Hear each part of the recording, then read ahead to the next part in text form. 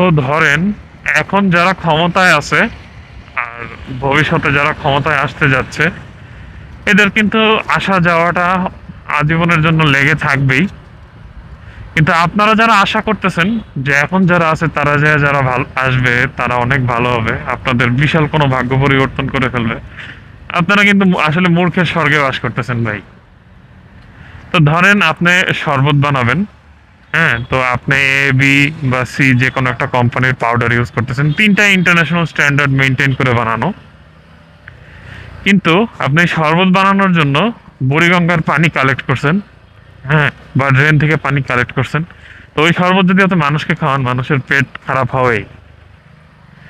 তো আমি যেটা বুঝাইতে চাইছি সেটা হলো, আপনার গোড়া যদি পচা হয়, তো যতই আপনি সার দেন, যতই আপনি এটার পরিচর্যা করেন, ফল কিন্তু বিষাক্তই আসবে, কোনো ভালো রেজাল্ট আসবে না।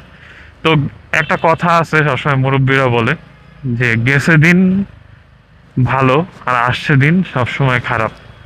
তাই সবসময় এই জিনিসটা মাথায় নিয়ে চলবেন, তাহলে হয়তো আরেকটু ভালো থাকতে পারবেন আর পজিটিভলি আপনার জীবনটা চালায় যেতে পারবেন। ধন্যবাদ।